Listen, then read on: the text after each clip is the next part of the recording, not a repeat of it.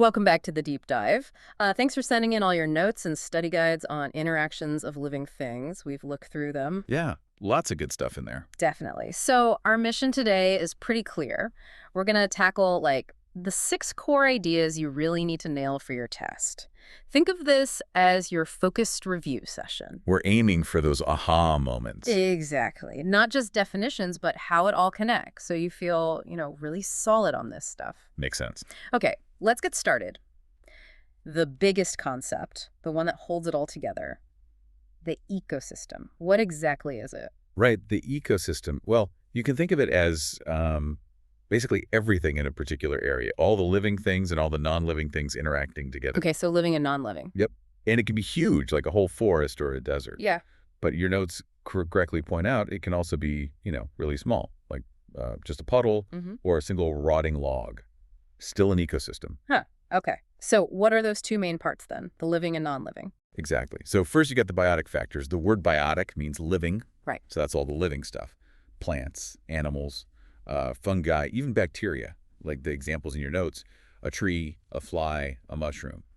Those are all biotic. Got it. The players, basically. Yeah, good way to put it. And then you have the abiotic factors. Which must be the non-living stuff. Precisely, the non-living parts of that environment. Things like the air, the sunlight, rocks, soil. And water. Your notes really emphasized water. Absolutely. Water is a classic abiotic factor. And the key thing here, the thing you have to remember, that the biotic, the living stuff, totally depends on the abiotic, the non-living stuff. They have to interact. They have to interact. You can't separate them. Like how much sunlight an area gets determines which plants can grow there. How much water there is determines which animals can live there. It's all connected. Okay, that makes sense.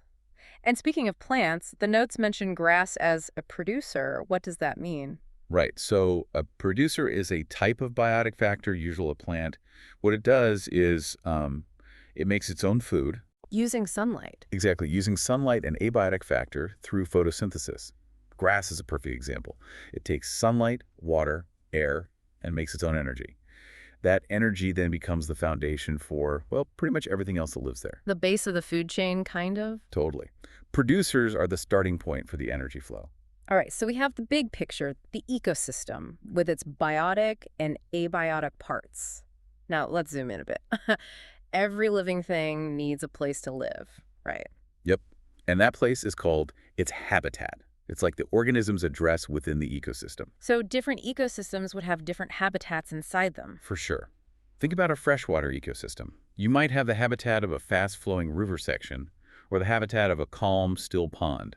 Different creatures are adapted to live in each specific habitat. Okay, the address. But what about the organism's job, its role? Yes. That's super important. It's not enough just to be there. Each organism usually has a specific role, or niche, you could say, a function it performs. Like the earthworm example from the notes. Perfect example. The earthworm's habitat might be the soil in a forest, but its role, its job, is to break down dead leaves and other plant stuff. So it's like a recycler? Kind of, yeah. It recycles nutrients, improving the soil, that abiotic factor. So that little worm doing its job helps the plants grow, which then helps the animals that eat the plants. Its role connects the biotic and abiotic. Wow, okay, everything really is linked. It is. And that leads us right into another key relationship, the one between predator and prey. Right. This seems pretty straightforward. A predator hunts and prey gets hunted. That's the basic definition, yeah. A predator is an animal that hunts and kills other animals for its food. And the prey are the animals that get eaten. Simple, but there's more to it. Oh, definitely. This relationship is actually crucial for keeping the whole ecosystem stable. It seems harsh, but predators play a vital role. How so? Well, think about it. What do predators do? They eat prey. By doing that, they help control how many prey animals there are. They keep the prey population from getting too big. Ah, okay. So if there were no predators, then the prey population could explode. And if you have way too many prey animals, say too many rabbits, what happens? They'd eat all the grass, all the plants. Exactly. They'd eat up all the producers. And if the producers run out, the whole system crashes.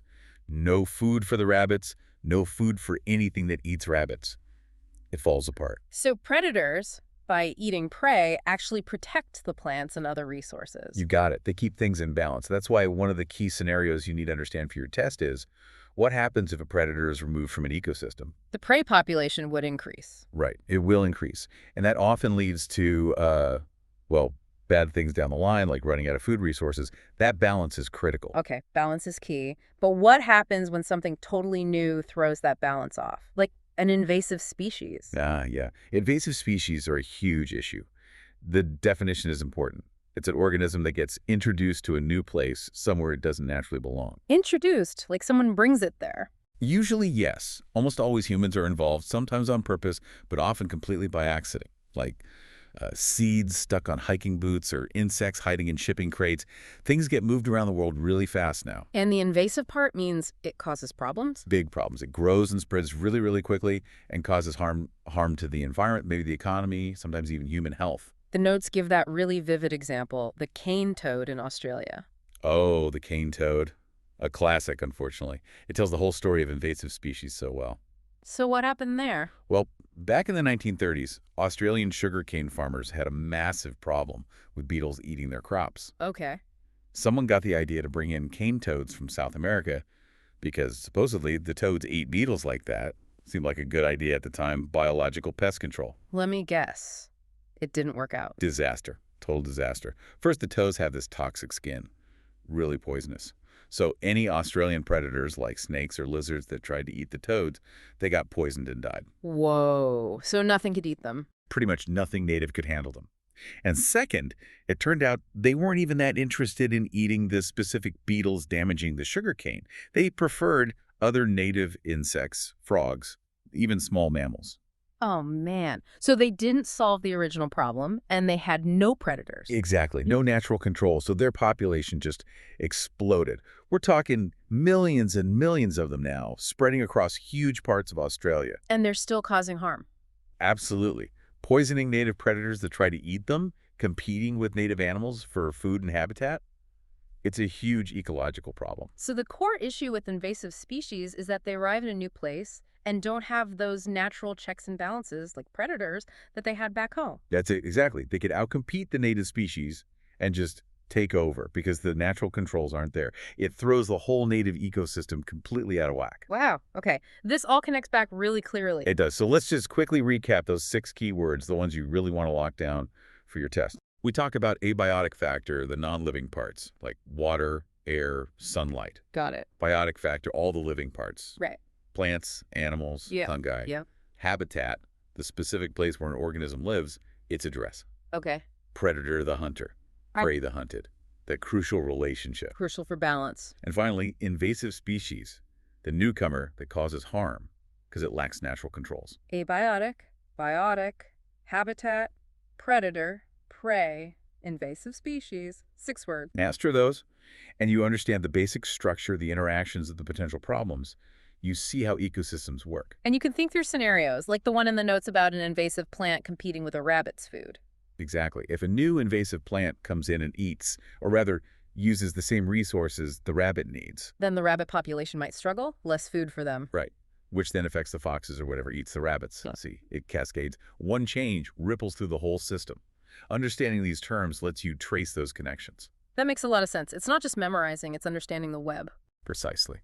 So for a final thought, we talked about how invasive species are usually spread by humans, often accidentally through travel and moving stuff around. Yeah, that's the tough part. It's often unintentional. So thinking about that, what are some simple things, maybe everyday things, people could do to help stop that spread? Something to think about as you finish studying. That's a great question to ponder.